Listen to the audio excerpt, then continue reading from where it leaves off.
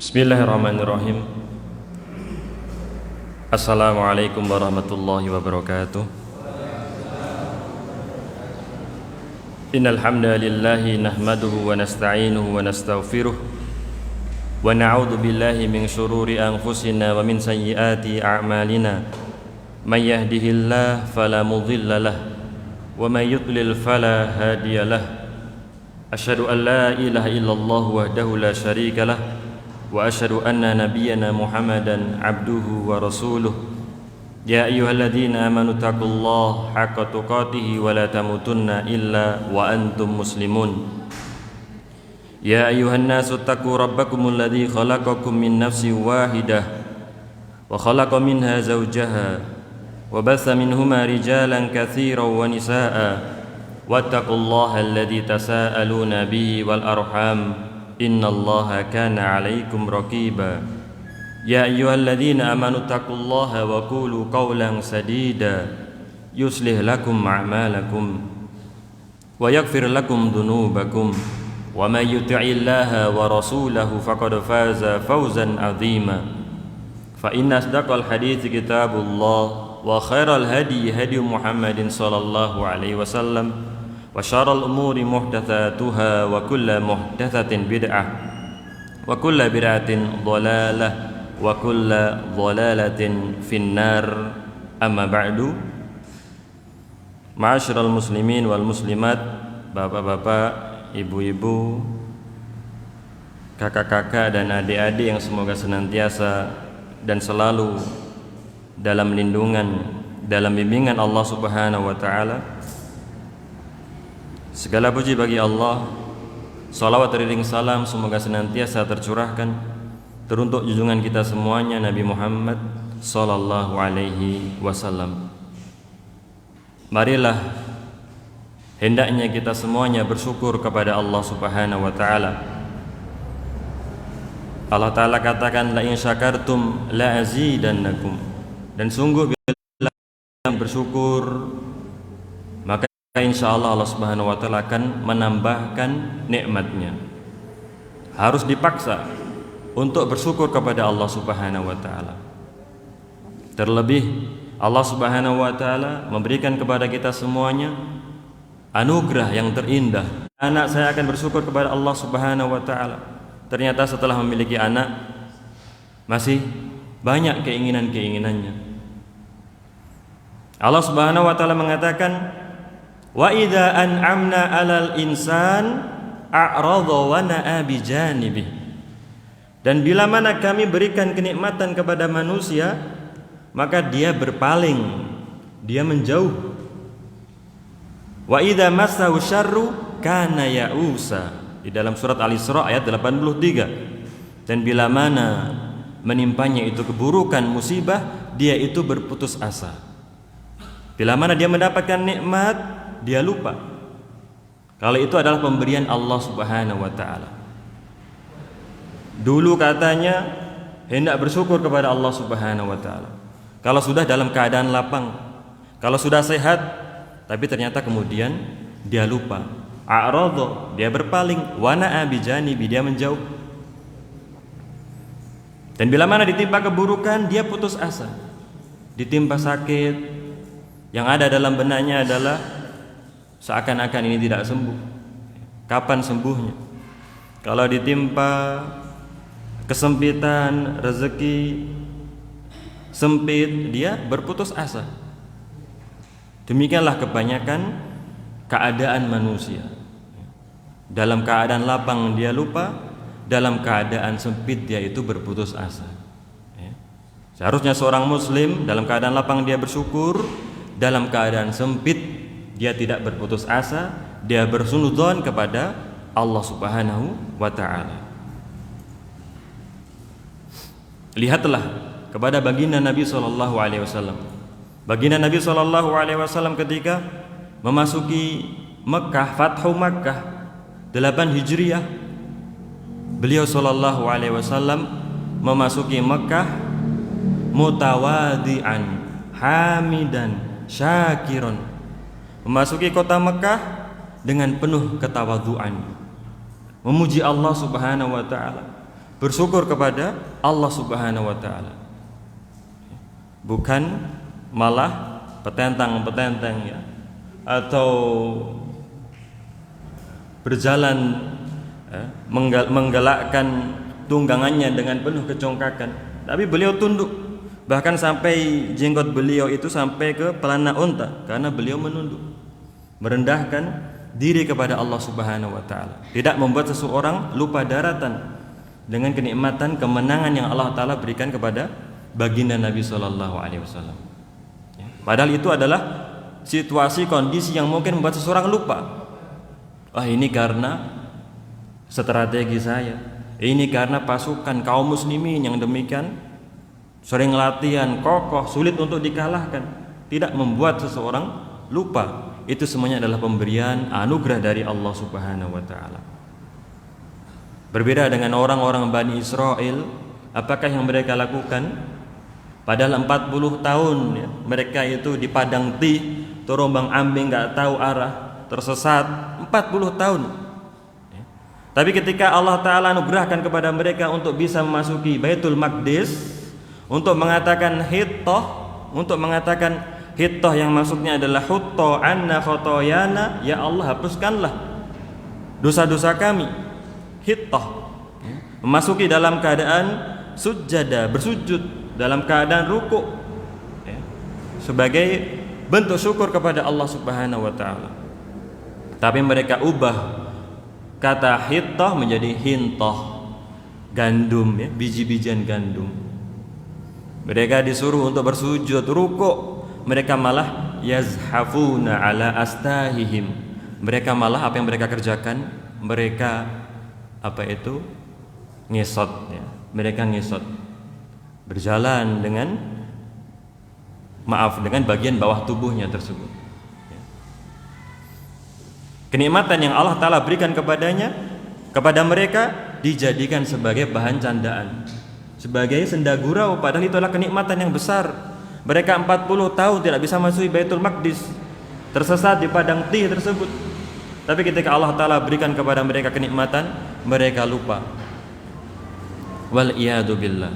Maka hendaknya kita senantiasa bersyukur kepada Allah Subhanahu wa taala. Alhamdulillah bisa mengenal Islam, bisa mengenal sunnah. Al-Imam Ahmad mengatakan, barang siapa yang meninggal alal Islam wa sunnah, mata alal khairi kulli. Yang meninggal di atas Islam, di atas sunnah Nabi sallallahu alaihi wasallam, dia meninggal di atas segala kebaikan. Dia di atas segala kebaikan. Alhamdulillah Allah Subhanahu wa taala berikan kepada kita hidayah. Kita tidak menjadi al-hammaj ar-ra'a. Al-hammaj ar-ra'a apakah itu? Yatba'una kulla na'ik yamiluna ma'a kulli rih. Al-hammaj ar-ra'a mengikuti kemanapun angin itu berhembus. Yang ramai sekarang itu apa? Ya, mereka ikut. Ini yang paling banyak pengikutnya, follower itu diikuti. Besok lagi ganti lagi, besoknya lagi ganti lagi. Yamiluna ma'a kulli rih. Malam ini ada tontonan apa? Besok ada tontonan apa? Ini musimnya apa? Musim layang-layang, main layang-layang. Musim apalagi mainan-mainan. Iya, musimnya seperti itu, ikut seperti itu. Ini nggak punya pendirian. Yamiluna ma'a kulli rih. Ini namanya al-hammaj ar-ra'a. Mayoritas kebanyakan manusia seperti itu, tidak punya pendirian. Apa yang ramai itu yang diikuti, apa yang ramai itu yang rasanya benar.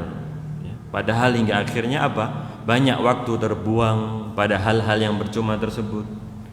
Demikian juga uang yang digelontorkan, pertunjukan-pertunjukan tersebut, banyak hal yang disia-siakan. Padahal nanti akan ditanya, pertanggungjawabannya oleh Allah Subhanahu wa taala. Wattaqu yauma turja'una fihi ilallah. Dan takutlah kalian akan suatu hari di mana kalian akan kembali kepada Allah Subhanahu wa taala. Kita senantiasa ingat, hafal betul, inna lillahi wa inna ilaihi raji'un, bahwasanya kita semuanya adalah milik Allah dan kepada Allah lah kita akan kembali. Manusia tidak akan menanyai kita, ya. Tapi kita akan ditanya oleh Allah Subhanahu wa taala. Yang menanyai kita kelak adalah Allah Subhanahu wa taala. Maka ini adalah kenikmatan yang demikian besar yang Allah Subhanahu wa taala berikan kepada kita semuanya. Dan kemudian fadilah ataupun kenikmatan yang Allah Subhanahu wa taala berikan kepada kita hingga kita bisa menuntut ilmu, hingga kita bisa belajar, mempelajari firman Allah Subhanahu wa taala, sabda Rasul yang mulia sallallahu alaihi wasallam, yang mana beliau sallallahu alaihi wasallam bersabda, "Man goda ila masjid," barang siapa yang berjalan ke masjid. Aslinya goda itu di waktu pagi, akan tetapi di sini digunakan secara umum. Dia berangkat ke masjid. La yuridu illa an yata'allam khairan. Tidak ada yang diinginkan olehnya kecuali belajar kebaikan. Ya. Maka kita luruskan niat kita. Alhamdulillah kalau kemudian di masjid tersebut itu ada pengajian, pengaosan, kita bisa ikut mendengarkan. La yuridu illa an yata'allam khairan. Tidak ada yang diinginkan kecuali belajar kebaikan. Ya, kita mempelajari kebaikan, kita mempelajari firman Allah Subhanahu wa taala, sabda Rasul sallallahu alaihi wasallam. Kita tidak belajar hal-hal yang buruk. Au yu'allimahu, atau dia mengajarkannya. Nabi sallallahu alaihi wasallam menyebutkan secara umum. Dia hendak mempelajari kebaikan ataupun mengajarkannya. Tidak mesti lama, harus 2 jam kita duduk belajar kebaikan tersebut. Mungkin katakanlah 10 menit, 15 menit, atau 1 jam. Karena Nabi sallallahu alaihi wasallam sebutkan secara umum, nakirah khairan. Dia menginginkan untuk mempelajari kebaikan tersebut. Atau qadarullah, katakanlah ustadznya tidak datang, padahal dia sudah berniat. Maka dikatakan oleh Syekh Sulaiman Ar-Ruhaili, dia sudah mendapatkan fadilah keutamaan tersebut. Fadilahnya apa? Kana lahu ka ajri hajj, adalah baginya itu seperti pahala orang yang berhaji. Taman hajjatuh, sempurna hajinya. Ya. Ini hadis diriwayatkan oleh Imam At-Tabrani dan dicantumkan oleh Syekh Al-Albani dalam Sahih At-Targhib. Ya. Fadilah yang demikian besar. Ya. Maka di mana itu ada kajian, kalau kita ada waktu luang, maka kita berazam, bertekad untuk mendatangi kajian tersebut. Terlebih mungkin sekarang haji itu sulit, ya kan? Untuk berhaji itu sulit, banyak sekali persyaratannya. Maka itu yang bisa kita lakukan. Ikhwani wa akhwati fillah, Bapak Ibu, adik-adik yang dirahmati oleh Allah Subhanahu wa taala, insyaallah kajian kita kali ini adalah terkait apa yang dinamakan dengan raqaiq, masalah hati.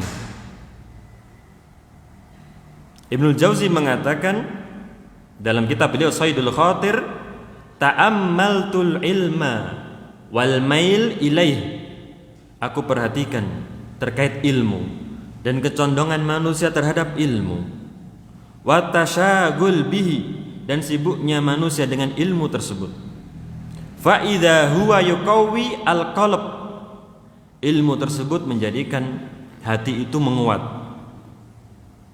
Kuwatan tamilu bihi ila nau'i qasawah, akan tetapi karena saking kuatnya tersebut bisa menjadikan hati itu keras. Bisa menjadikan hati kemudian keras. Maka Al-Imam Ahmad, beliau memiliki kitab Ushulus Sunnah dalam akidah, beliau juga memiliki kitab tentang zuhud. Maka penting bagi kita untuk memperhatikan masalah hati ini, kelembutan hati. Masalah cinta dunia, masalah mengingat kematian, itu perlu untuk kita pelajari untuk melembutkan hati kita. Dan insya Allah yang akan kita pelajari di malam hari yang mulia ini adalah menggapai husnul khatimah. Tadi saya berangkat ke sini ada melewati yang meninggal itu 1. Ada satu tadi di pinggir jalan sebelah kanan dari Kediri ya. Dan tetangga tadi juga ada yang meninggal, tidak sempat mengantarkan ke pemakaman karena hendak berangkat ke sini.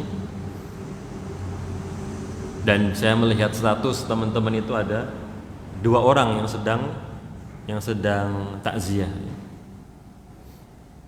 Melihat status WA itu ada yang sedang bertakziah, ya, 2 orang. Maka itu pelajaran bagi kita semuanya untuk mengingat kematian tersebut. Yang dimaksud dengan husnul khatimah adalah an yuwaffaq al-abdu qabla mautihi ilal iqla' amma yukdzibullah. Bahwasanya seorang hamba diberikan taufik oleh Allah Subhanahu wa taala sebelum meninggalnya untuk menjauhi hal-hal yang membuat Allah taala murka. Itu definisi daripada husnul khatimah. Seorang hamba Allah taala berikan kepadanya taufik sebelum meninggalnya untuk meninggalkan hal-hal yang membuat Allah taala murka. Dan Rasulullah sallallahu alaihi wasallam bersabda dalam sebuah hadis yang disahihkan atau dihasankan oleh Al-Imam Al-Wadi'i rahimahullah. Idza aradallahu bi'abdin khairan ista'malahu. Bila mana Allah taala kehendaki kebaikan dari seorang hamba, maka Allah taala itu ista'malahu. Maka ditanyakan kepada baginda Rasul sallallahu alaihi wasallam, apa makna ista'malahu tersebut? Rasulullah sallallahu alaihi wasallam menjelaskan, yuftahu lahu amalun salih baina yaday mautih hatta yardo anhu man haulahu.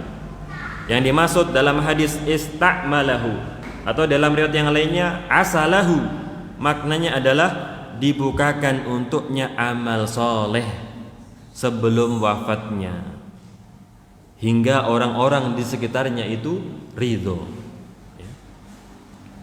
Maka kita jumpai mungkin di antara saudara kita, di antara tetangga kita seperti itu. Kita perhatikan sebelum meninggalnya sebelum azan katakanlah sudah di masjid. Sebelum meninggalnya itu banyak bersedekah, banyak bersilaturahim. Itu di antara alamat husnul khatimah. Allah Subhanahu wa taala berikan kepadanya taufik untuk amal soleh hingga dia meninggal di atas hal tersebut. Hingga manusia-manusia di sekitarnya ridho mengatakan kebaikan tentang dirinya tersebut. Tidak diingat apa yang telah berlalu, katakanlah bertahun-tahun yang lalu, bagaimana rupanya dia, bagaimana perilakunya dia. Yang paling membekas di masyarakat adalah beberapa hari sebelum dia meninggal tersebut. Dan apakah seseorang itu mengetahui kalau dia itu mendapatkan husnul khatimah? Kalau manusia yang ada di sekitarnya hanyalah bisa mengetahui tanda-tandanya dan tidak bisa memastikan. Tapi bagaimana dengan si mayit tersebut? Apakah juga dia tidak mengetahui? Allah Subhanahu wa taala mengatakan, innal ladzina qalu rabbunallah tsumma istaqamu. Sesungguhnya orang-orang yang mengatakan Rabb kita adalah Allah Subhanahu wa taala. La ilaha illallah. Rabb kita adalah Allah. Kemudian mereka beristiqamah, tatanazzalu alaihimul malaikah. Malaikat itu turun kepadanya. Alla takhafu wala tahzanu, dan mengatakan kepadanya, janganlah engkau takut terhadap hari-hari yang ada di depanmu. Wala tahzanu, dan janganlah bersedih atas apa yang telah terluput dari kehidupanmu. Wa abshiru bil jannah allati kuntum tu'adun, dan berikanlah kabar gembira dengan surga yang mana kalian dijanjikan.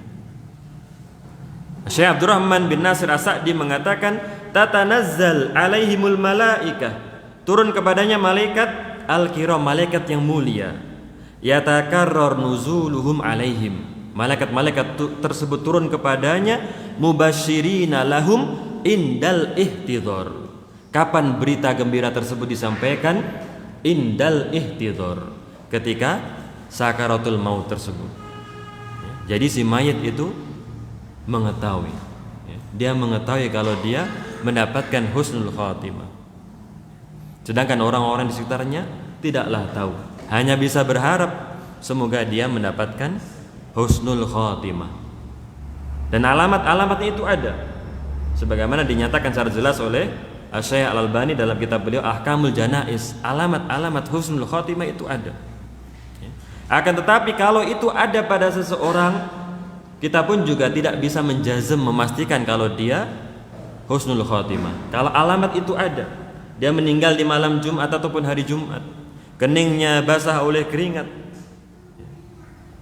walaupun alamat-alamat itu ada, tapi kita tidak bisa menjazm, memastikan kalau dia adalah calon penghuni surga. Sebagaimana kalau alamat tersebut itu tidak ada. Kok tidak ada alamat-alamat husnul khatimah? Itu juga bukan merupakan dalil ya, kalau dia itu adalah orang yang buruk ya. Kalaupun alamat itu tidak ada, itu juga bukan kepastian, karena itu adalah terkait masalah yang gaib ya. Kita hanya bisa berharap kalau dia adalah orang yang baik, kita berharap semoga mendapatkan husnul khatimah.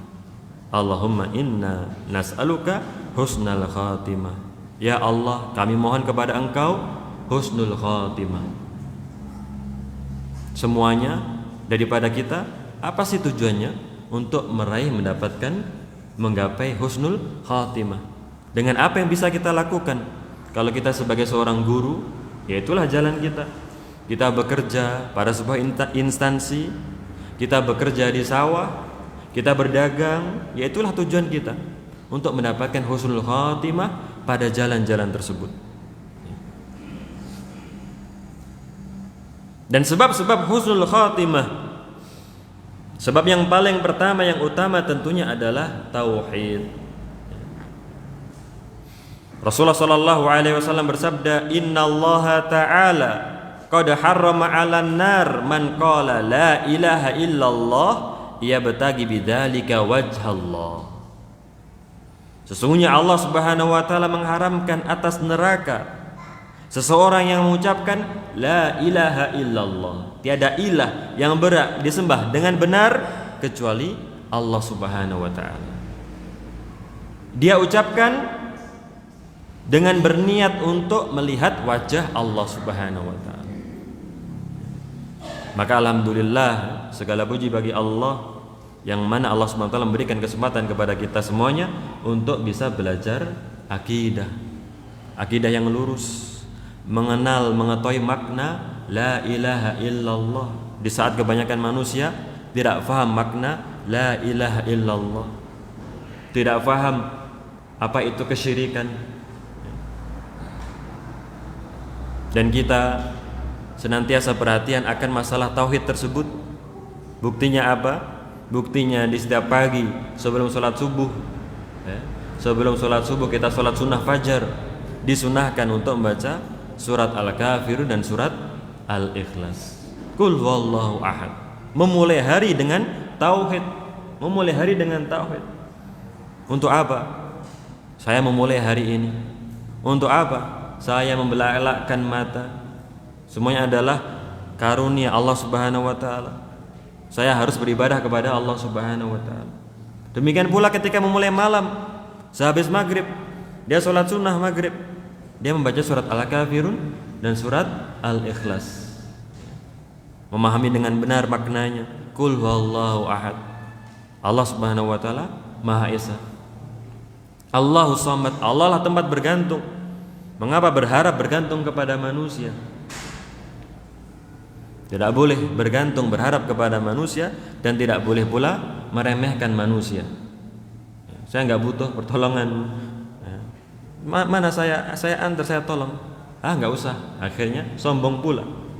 Tidak boleh bergantung kepada mereka dan tidak boleh merasa tidak butuh kepada mereka, yang akhirnya menjadikan seseorang itu sombong, ya kan?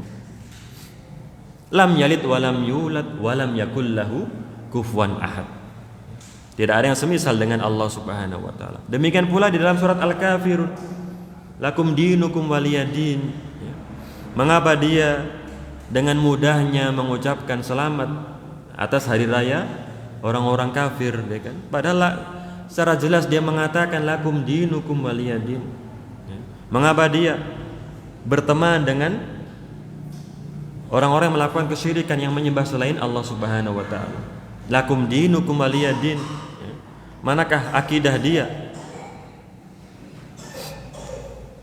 Maka insya Allah dengan semakin menguatkan tauhid, insya Allah akan seseorang itu semakin mudah mendapatkan husnul khotimah.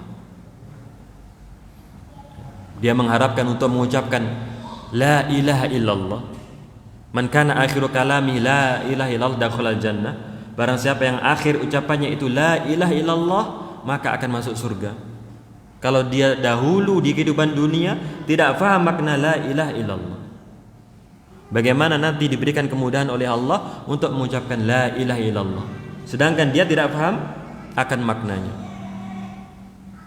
Dan yang kedua adalah ketakwaan kepada Allah Subhanahu wa taala. Allah taala katakan tilkal jannah allati nuritsu min ibadina man kana taqiyya. Itulah surga yang kami wariskan kepada hamba-hamba kami yang bertakwa. Untuk siapa surga itu disiapkan? Untuk orang yang bertakwa kepada Allah Subhanahu wa taala. Kemenangan, kebahagiaan di dunia untuk siapa? Untuk orang-orang yang bertakwa kepada Allah Subhanahu wa taala. Kesudahan yang baik untuk siapa? Untuk orang yang bertakwa kepada Allah Subhanahu wa taala. Dengan menjalankan perintah Allah Subhanahu wa taala, dengan menjauhi larangan-larangannya. Berhati-hati terhadap hal-hal yang haram.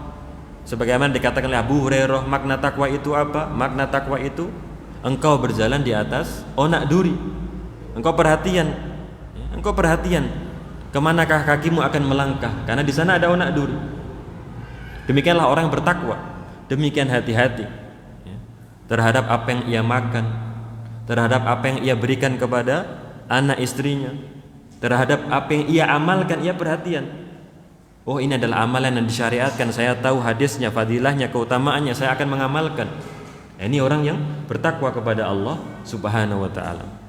Sebagaimana dikatakan oleh Thalaq bin Habib, makna takwa adalah al-amal bi taatillah. Engkau mengerjakan ketaatan ala nurin minallah, di atas petunjuk Allah Subhanahu wa taala. Engkau tahu betul itu adalah sebuah ketaatan. Mengapa engkau mengerjakannya? Tarju thawaballah, engkau mengharapkan pahala ganjaran dari Allah Subhanahu wa taala. Wa anta truk maksiatallah, dan engkau tinggalkan kemaksiatan ala nurin minallah, di atas petunjuk. Engkau tahu itu adalah sebuah kemaksiatan. Engkau tahu itu adalah sebuah keburukan, maka engkau menjauhinya. Takhaf iqaballah, karena engkau takut akan hukuman Allah Subhanahu wa taala. Wa tazawwadu fa inna khaira zadi taqwa, dan berbekallah, sebaik-baik bekal adalah ketakwaan kepada Allah Subhanahu wa taala. Wa may yattaqillah yaj'al lahu min amri yusra. Yang bertakwa kepada Allah, Allah taala akan memudahkan urusannya bahkan ketika menghadapi sakaratul maut tersebut. Allah taala akan memudahkan urusannya, meringankan bebannya. Dan banyak cerita yang kita saksikan dari zamannya Nabi Adam alaihissalam hingga zaman kita ini, bahkan hingga kelak ketika hari kiamat, hanya ada satu kisah yang tak terbantahkan tersebut, kisah yang tak pernah berubah, cerita yang tak akan pernah berpindah, yaitu wal aqibatu lil muttaqin, bahwasanya kesudahan yang baik itu adalah milik orang-orang yang bertakwa. Ada sebuah kisah yang tak berubah, yaitu kisah wal aqibatu lil muttaqin, bahwasanya kesudahan yang baik adalah milik orang-orang yang bertakwa. Dari zamannya Nabi Adam alaihissalam, siapa yang Allah Ta'ala tolong? Nabi Adam alaihissalam. Siapa yang Allah Ta'ala hinakan? Iblis laknatullah alaih. Datanglah kemudian Nabi Nuh alaihissalam. Siapa yang Allah Ta'ala tolong? Allah Ta'ala muliakan Nabi Nuh bersama orang-orang mengikutinya dalam bahtera tersebut. dan kaumnya yang Allah Ta'ala tenggelamkan, yang tidak beriman kepada Nabi Nuh alaihissalam. Nabi Ibrahim, siapa yang Allah Ta'ala tolong? Nabi Ibrahim alaihissalam, ya nar kuni bardaw wa salama, wahai api jadilah engkau itu dingin, keselamatan terhadap Ibrahim. Dan yang Allah Ta'ala hinakan adalah Namrud. Allah Ta'ala tolong Nabi Lut, Allah Ta'ala binasakan kaumnya. Demikian pula Nabi Musa alaihissalam, Allah Ta'ala binasakan Fir'aun, Allah Ta'ala selamatkan Nabi Musa. Nabi Isa, Allah Ta'ala menyelamatkannya, mengangkat ke langit, Allah Ta'ala angkat beliau alaihissalam ke langit. Demikian pula Nabi Muhammad sallallahu alaihi wasallam. Nabi Muhammad sallallahu alaihi wasallam dengan satu orang. Kemudian masuklah Islam beberapa orang, Abu Bakar, Ali, Khadijah, hanya dari segelintir orang, hingga seperti yang kita sekarang saksikan. Di mana ada negara di dunia yang tidak ada kaum muslimin di dalamnya, padahal dahulu hanya segelintir orang. Padahal dahulu mereka itu diseksa, mereka menyembunyikan keislamannya. Tapi sekarang alhamdulillah banyak kita jumpai kaum muslimin. Dan bagaimana Allah Ta'ala memusnahkan musuh-musuhnya, ya kan? Quraisy dahulu jumlahnya berkali lipat, 1.000 lawan 300, tapi kalah oleh kaum muslimin. Orang-orang kafir dalam perang Ahzab, dikepunglah Rasulullah SAW bersama para sahabatnya, hingga mereka itu berprasangka buruk kepada Allah Subhanahu wa Ta'ala. Wa tadhunnuna billahi dhununa, hingga kalian itu menyangka kalau Allah tidak akan menolong kalian. Karena kemanapun mata itu diarahkan ada musuh di sana, ya kan? Dikepung, ada yang mengatakan 20 hari, ada yang mengatakan sampai 30 hari. Dikepung, tinggal menunggu ajal katakanlah. Tapi Allah Ta'ala porak-porandakan orang-orang kafir tersebut. Allah Ta'ala kirim angin yang meluluh lantakkan mereka. Wal akibatu lil muttaqin. Manakah orang-orang kafir Quraisy tersebut? Abu Lahab, Uqbah bin Abi Mu'id yang mencekik Rasulullah sallallahu alaihi wasallam. Abu Jahal, Umayyah bin Khalaf, Ubay bin Khalaf. Kemanakah mereka itu? Kemudian juga orang-orang Mongol yang meluluh lantakkan, membumi hanguskan Baghdad, kota 1001 malam. Kalau disebut kota Baghdad dahulu kala, ya seperti kota apa sekarang? Kota Dubai katakanlah, Dubai sekarang. Baghdad di zamannya 1001 malam, kota yang megah, mewah, tapi diluluh lantakkan oleh orang Mongol, barbar 656 Hijriah. Banyak kaum muslimin yang dibunuh, bahkan Imam Suyuti menyebutkan alaf yang dibunuh. Yang dibunuh daripada kaum muslimin ketika itu 1 juta.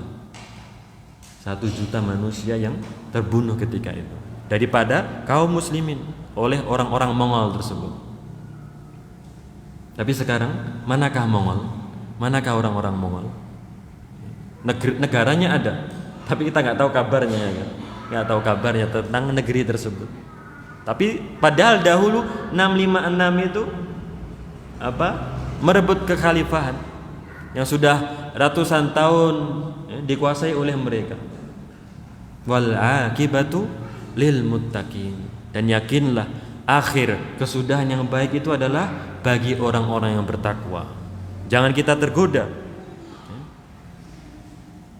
dengan apa yang kita saksikan dari masyarakat, dari orang-orang yang awam. Yakinlah bahwasanya wal akibatu lil muttaqin, kesudahan yang baik itu adalah bagi orang-orang yang bertakwa kepada Allah Subhanahu wa Ta'ala.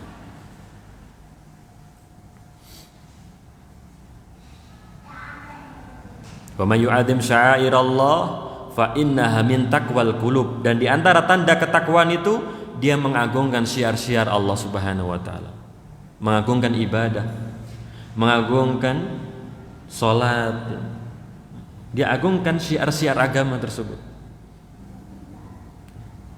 Maka ada sebuah kisah yang dikisahkan oleh Syekh Ja'far, siapa lupa saya namanya, seorang syekh yang pergi ke Kanada, pergi ke Islamic Center di sana. Ada seorang pemuda itu yang pergi pulangnya itu 1 jam ke masjid. Ya, negeri kafir sebagaimana kita ketahui tidak di setiap desa ada masjid. Berbeda dengan di negeri kita, alhamdulillah ya kan, masjid dekat banyak. Ini pulang perginya itu membutuhkan waktu 1 jam, lama ya kan. Hingga masyarakat ataupun komunitas kaum muslimin di situ meminta kepada Syekh agar dinasihati pemuda tersebut, jangan memberatkan diri.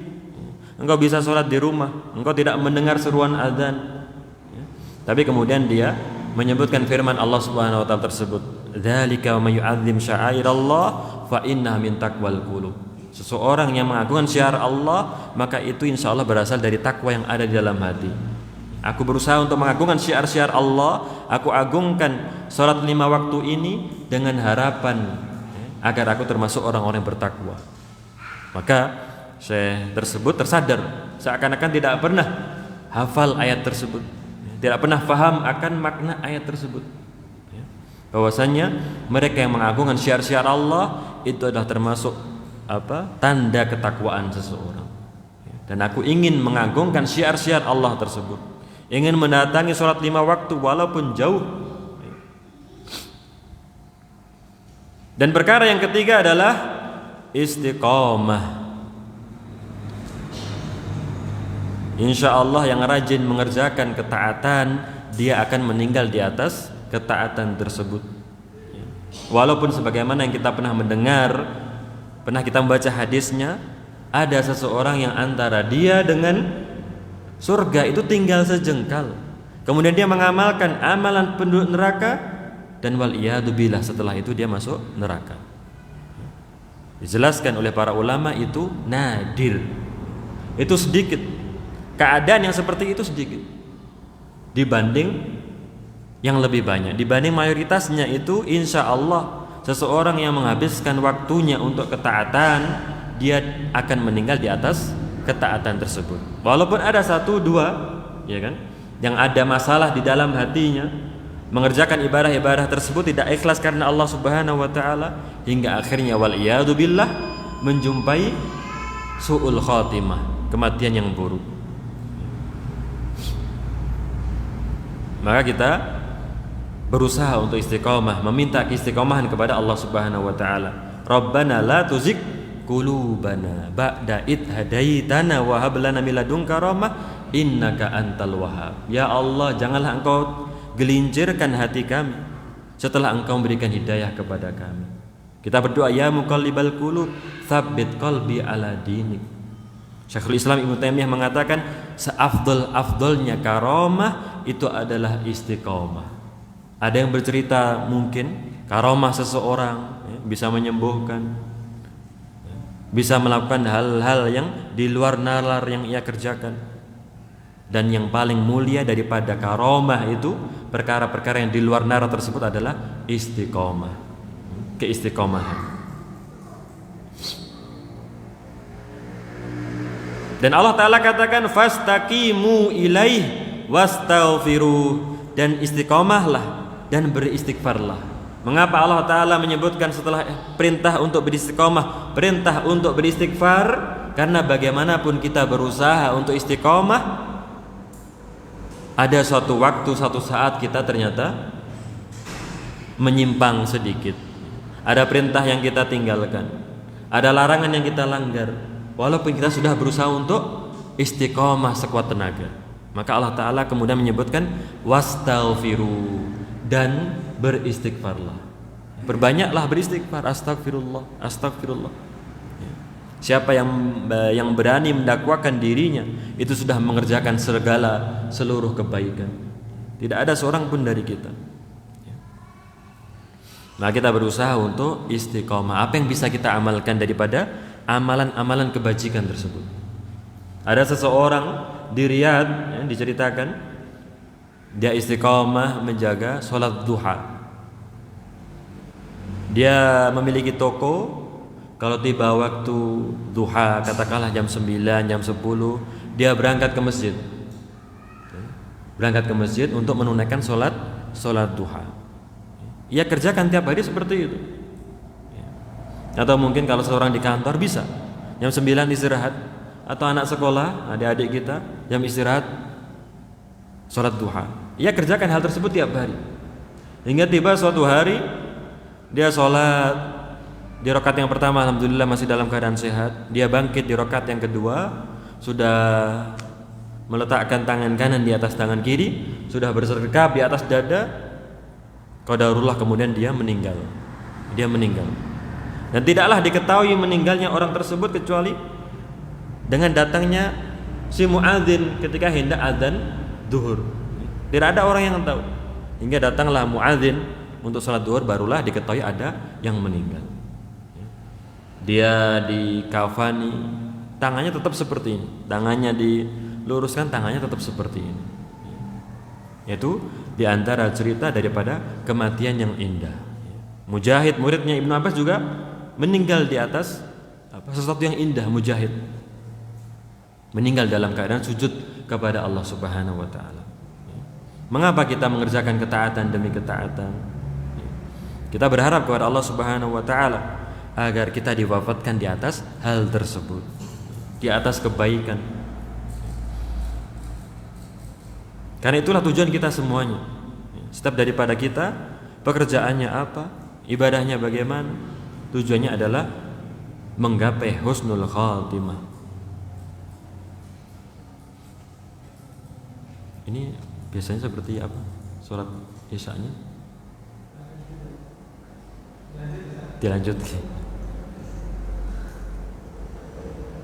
Yang kemudian adalah yang keempat, mengingat mati. Mengingat mati.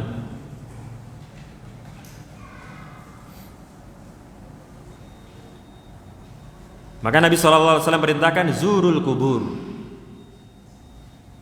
Kunjungilah kuburan, mengingatkan kalian akan negeri akhirat, mengingatkan kalian akan kematian.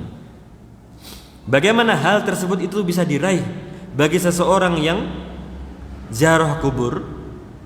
Al-Imam Al-Qurtubi menjelaskan, ya'tabir biman sara tahta turab. Dia memikirkan keadaan si mayit yang sudah berada di bawah tanah tersebut.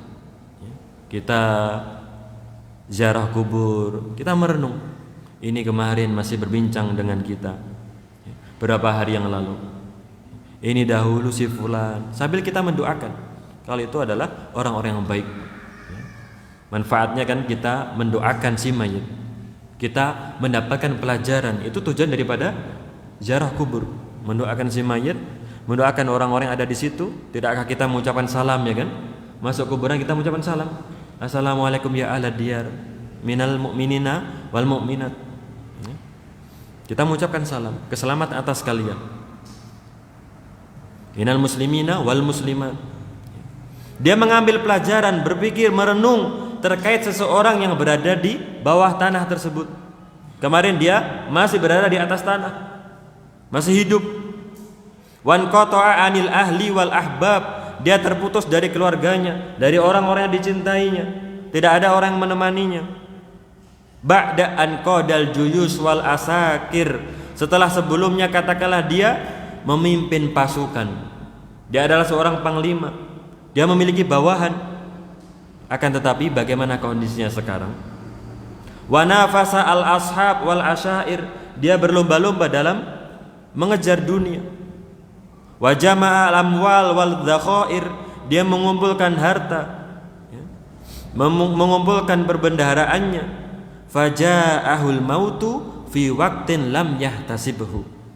Dan ternyata kematian itu datang sekonyong-konyong, ya, di waktu yang mana dia tidak perkirakan. Katakanlah sedang berada di puncak kejayaan, masih banyak hartanya, akan tetapi tidaklah bermanfaat harta tersebut. Wahaul lam yartakibhu. Dan kengerian. Fal yata'ammal azair halaman madha min ikhwanihi wa daraja min akronihi. Maka hendaknya orang yang berziarah kubur tersebut itu memikirkan keadaan sahabat-sahabatnya yang telah berlalu, yang telah dahulu meninggalkannya.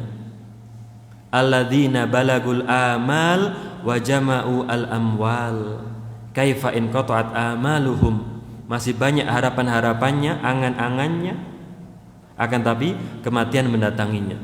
Maka Nabi SAW perumpamakan, ya kan? Ini seorang manusia, ini ajalnya, ini angan-angannya.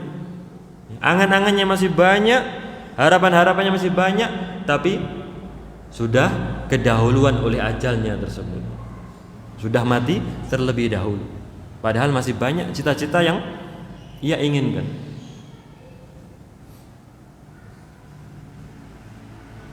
Walam tughni anhum amwaluhum, tidaklah bermanfaat harta-harta mereka yang mereka tinggalkan tersebut dibagi oleh anak warisnya. Dahulu diperebutkan harta tersebut, mengapa sekarang tidak dibawa hartanya? Nabi SAW dalam sebuah hadis riwayat Muslim, ya, terkait firman Allah Subhanahu wa taala, idza zulzilatil ardu zilzalaha wa akhrajatil ardu athqalaha wa akhrajatil ardu athqalaha. Dan hari ketika bumi mengeluarkan apa yang ada di dalamnya dari manusia dan juga dari harta-harta. Dikeluarkanlah ketika itu apa? Emas-emas, perak-perak bongkahan seperti tiang-tiang gedenya. Dikeluarkanlah emas segede tiang, perak segede tiang. Dan orang yang membunuh mengatakan, untuk inilah dahulu aku membunuh, ya, untuk harta yang demikian banyak ini. Orang yang memutus tali silaturahim juga mengatakan seperti itu. Dahulu untuk ini aku memutuskan tali silaturahim. Aku bermusuhan dengan saudara-saudaraku, saling menuntut harta warisan seharusnya milik siapa. Yang paling banyak itu siapa yang mendapatkannya. Dan demikian pula si pencuri juga mengatakan seperti itu. Untuk inilah dahulu tanganku itu dipotong. Tangannya dihukum karena mencuri. Kemudian mereka meninggalkannya, fala ya'khuduna minhu syai'a. Kemudian mereka meninggalkannya dan tidak meninggalkan sedikit pun. Mereka meninggalkannya dan maaf, tidak mengambilnya sedikit pun. Dahulu yang diperebutkan harta tersebut, tapi nanti dibiarkan begitu saja. Yauma idzin tuhadits akhbaraha bi anna rabbaka awhalaha wa akhrajatil ardu athqalaha. Ternyata itu yang dahulu diperebutkan oleh manusia. Demikian pula jabatan, ya kan?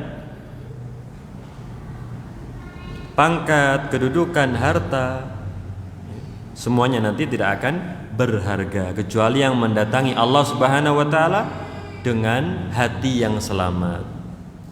Inna akramakum indallahi atqakum. Yang paling mulia di sisi kalian adalah yang paling mulia di sisi Allah Subhanahu wa taala adalah orang yang paling bertakwa. Wa mahaturabu mahasina wujuhim, dan tanah itu sudah mengusap wajah-wajah cakep cantik mereka. Waftaraqat fil kuburi ajza'uhum, tanah itu sudah memisahkan tulang-tulang daging-daging mereka. Wa taramala ba'dahum nisa'uhum, perempuan-perempuan mereka sudah menjadi janda. Wa samila dzulul yutum auladahum, anak-anak mereka sudah menjadi anak-anak yang yatim. Waqtasama ghairuhum tariqahum biladahum.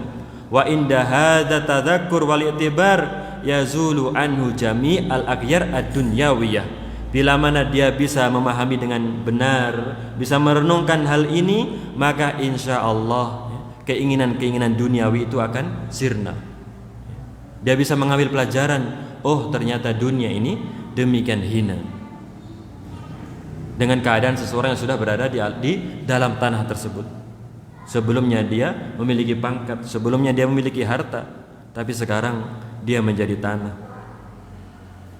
Wa yaqbal 'alal a'mal al-ukhrawiyah, dan kemudian dia akan menuju terhadap perkara-perkara akhirat. Tujuannya tertuju kepada amalan-amalan yang bermanfaat untuk akhiratnya. Fayashhad fi dunya, maka dia akan bersikap zuhud. Wa yuqbil 'ala ta'ati maulah, dan dia akan mengerjakan ketaatan kepada Allah Subhanahu wa taala. Wa yalinu qalbuhu wa takhsha jawarihu, hatinya akan menjadi lembut, tidak mengeras, dan akan khusyuk, tunduk anggota-anggota tubuhnya.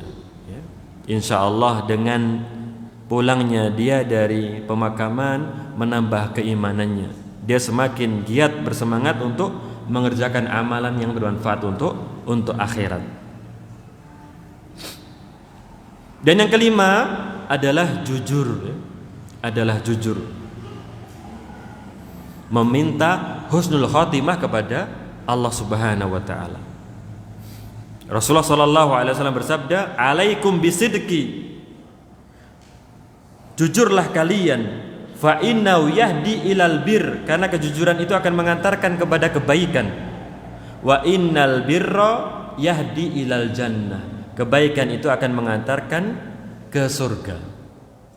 Rasulullah sallallahu alaihi wasallam bersabda, mengatakan kepada seseorang yang berperang, ya, kemudian harta ghanimah itu dikumpulkan, dan kemudian dia mengatakan, "Wahai Rasulullah, apakah untuk ini?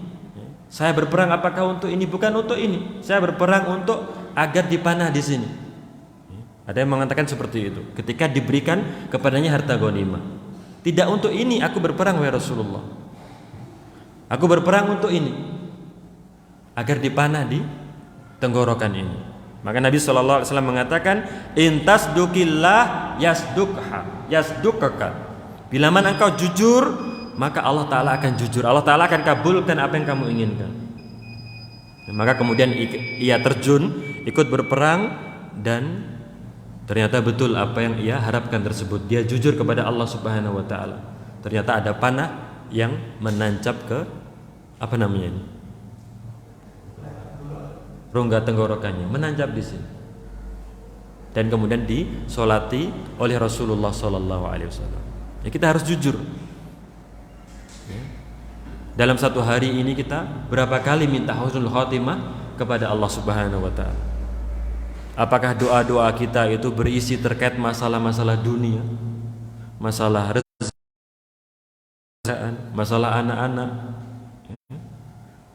Apakah banyak daripada doa kita itu untuk akhirat kita, untuk husnul khotimah? Kalau jujur, insya Allah Allah Ta'ala akan kabulkan apa yang kita pinta tersebut.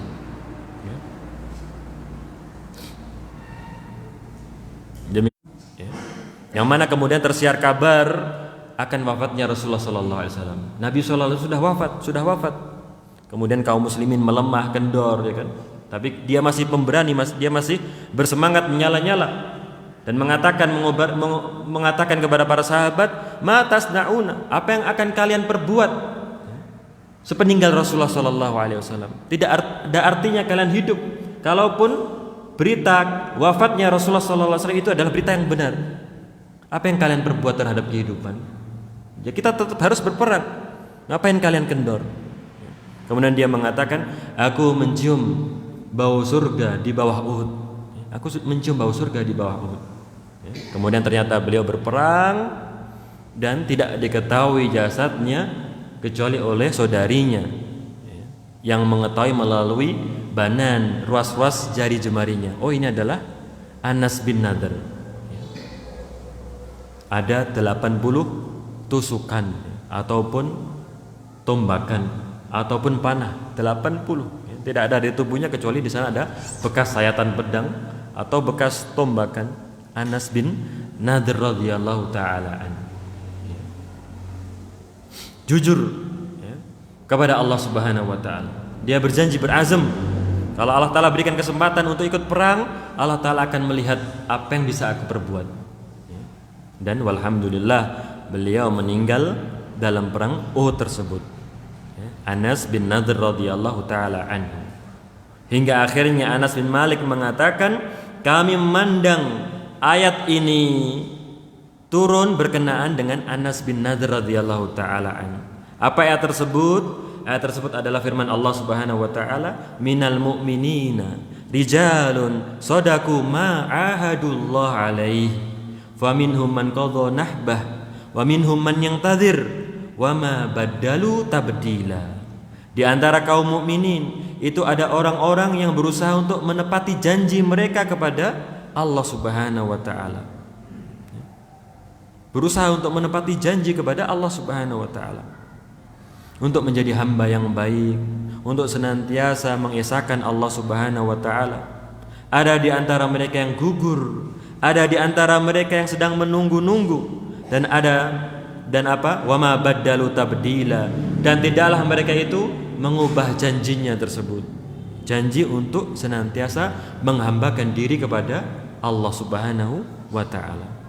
Kita semuanya adalah hamba-hamba Allah Subhanahu wa taala. Jangan kita lupa, kita adalah hamba Allah Subhanahu wa taala. Dan seorang hamba, seorang budak itu tunduk, patuh kepada tuannya. Budak yang paling bagus, yang paling tunduk, manut ya, kepada tuannya. Dan kita tanpa ada keraguan, kita semuanya adalah hamba Allah Subhanahu wa taala. Maka hendaknya kita tunduk, patuh kepada Allah Subhanahu wa taala. Yang Allah taala katakan, "Wa ma khalaqtul jinna wal insa illa liya'budun." Dan tidaklah kuciptakan jin dan manusia kecuali agar mereka itu menyembahku dengan mentauhidkanku. Jangan dilupa tugas kita, bahwasanya kita semuanya adalah hamba Allah Subhanahu wa taala. Laisa lana minal amri syai'. Urusannya bukanlah urusan kita. Kita ingin ini, ingin itu. Urusannya bukan urusan kita. Urusannya adalah urusan Allah Subhanahu wa taala. Yang berhak memerintahkan adalah Allah Subhanahu wa taala. Yang berhak melarang adalah Allah Subhanahu wa taala. Tidak kemudian kita benturkan dengan hawa nafsu kita ataupun adat masyarakat kita. Bagaimana ini? Mungkin itu ya apa yang bisa kita sampaikan, bapak-bapak, ibu-ibu, kakak-kakak dan adik-adik yang dirahmati oleh Allah Subhanahu wa taala, yang bisa kita sampaikan di antara sebab untuk menggapai husnul khatimah. Kita memohon kepada Allah Subhanahu wa taala agar Allah Subhanahu wa taala anugerahkan kepada kita husnul khatimah. Allahumma inna nas'aluka husnul khatimah. Allahumma rzuqna husnul khatimah. Mungkin kalau pertanyaan itu atau mungkin kalau ada pertanyaan atau apapun ada tambahan Bapak Ibu, adik-adik yang dirahmati oleh Allah Subhanahu wa taala, silahkan.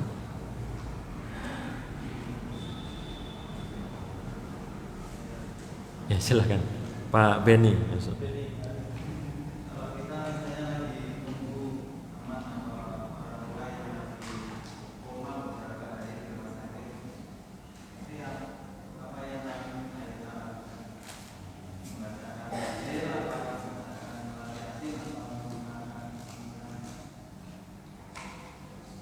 Iya, pertanyaan dari Pak Beni. Apa yang bisa kita lakukan ya terkait bila mana kita itu sedang menjaga orang tua kita, katakanlah yang sedang sakit ya, di rumah sakit bahkan sampai koma ya. Tentunya yang kita fahami adalah bahwasannya kalau sudah koma tidak sadar maka tidak ada kewajiban sholat ya, karena sudah katakanlah tidak ada akalnya tersebut, hilang beban syariat tersebut ya. Yang bisa kita lakukan adalah diantaranya ya berbuat kebaikan di sekitarnya. Kita mengaji ya, kita membacakan Al-Baqarah, kita ceritakan terkait kebaikan-kebaikannya ya. Yang kita sampaikan ketika kita mendapati orang yang sakaratul maut atau dikhawatirkan akan meninggal, kita sampaikan kebaikan-kebaikannya ya. Kita sampaikan sebagaimana dahulu Abdullah bin Abbas itu menghibur siapa itu? Umar ya kan? Menghibur Umar. Engkau adalah sebaik-baik pengganti setelah Abu Bakar ya kan? Rasulullah SAW meninggal dan insya Allah Rasulullah SAW ridho kepadamu. Abu Bakar meninggal, Abu Bakar insya Allah ridho kepadamu. Dan engkau bila mana meninggal insya Allah kami juga akan meridhoi engkau wahai Umar. Maka diucapkanlah ucapan-ucapan yang baik. Agar mengapa? Agar seseorang itu berhusnudzon kepada Allah Subhanahu wa taala. Sebagaimana sabda Nabi sallallahu alaihi wasallam, janganlah salah seorang daripada kalian itu meninggal kecuali berhusnudzon. Berhusnudzon apa? Bahwa Allah akan mengampuni dosa-dosanya, bahwa Allah akan masukkan dia ke dalam surga. Ya. Walaupun katakanlah ya walau alam dia mendengar atau tidak, tetap kita mengaji di samping beliau ya. Kita sampaikan kebaikan-kebaikan beliau dahulu ya. Kita katakanlah kita setelkan kajian-kajian yang bermanfaat ya. Kita doakan agar sembuh ya. kita berusaha untuk mentalkinnya la ilaha illallah, kita sampaikan kebaikan-kebaikan. Semoga ya, kita nggak tahu bagaimana kondisinya, apakah tidak ataukah sesekali bisa mendengar ya, kita tidak bisa memastikan, ya kita sampaikan kebaikan-kebaikan tersebut agar tumbuh husnudon dia kepada Allah Subhanahu wa taala. Insya Allah Allah Subhanahu wa taala sesuai dengan persangkaan hambanya, ya kan? Ana inda dzonni abdi. Saya itu sesuai dengan persangkaan hambaku. In khairan fa khairan, in syarran fa syarran. Bila mana baik dia berprasangka baik, maka insya Allah Allah Ta'ala akan berbuat baik kepadanya. Bila mana dia berprasangka buruk, maka keburukan yang dia dapatkan. Itu ya, yang bisa kita jawab, Pak Beni. Mungkin ada pertanyaan lain? Silahkan.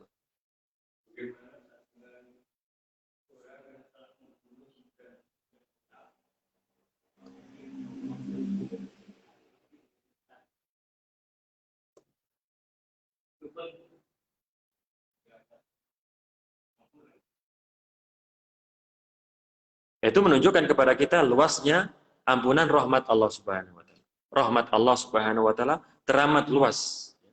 Tapi tidak kemudian dengannya kita meremehkan dosa tersebut. Karena dosa membunuh itu juga besar hukumannya, ya, hukumannya di dunia itu dia dikisos, dipenggal, ya kan? Itu menunjukkan kepada kita luasnya ampunan Allah Subhanahu wa taala. Kita sampaikan kepada mereka yang katakanlah bagaimana ini dosa saya teramat banyak, ya. Maka kita sampaikan nasihat tersebut. Tidak kita sampaikan kepada orang yang tidak takut akan berbuat dosa. Ini lo lihat sudah membunuh 100 nyawa saya, tidak, Allah Ta'ala ampuni. Itu dosa masih ringan, padahal dia tidak ingin bertobat. Tidak ada dalam dirinya rasa penyesalan. Itu menunjukkan kepada kita akan demikian luasnya rahmat Allah Subhanahu wa taala, dan tidak kemudian kita pahami dosa membunuh itu remeh, ataupun dosa kecil itu juga remeh, juga tidak. Karena dosa bagaimanapun itu, sekecil apapun itu, wa may ya'mal mithqala dzarratin khairan yarah. Sekecil apapun itu, Allah Ta'ala akan membalasnya. Dzarrah, ya kan? Dzarrah ada yang mengatakan semut yang baru lahir. Semut yang baru lahir, ya kan? Ada yang tahu berapa? Ada yang mengatakan dzarrah itu kalau kita membuka jendela ada sinar yang masuk, yang berterbangan, itu namanya dzarrah. Dan ada yang mengatakan pendapat yang ketiga, kalau ada pasir di tanah, kemudian kita hamburkan yang tersisa itu, yaitu dzarrah.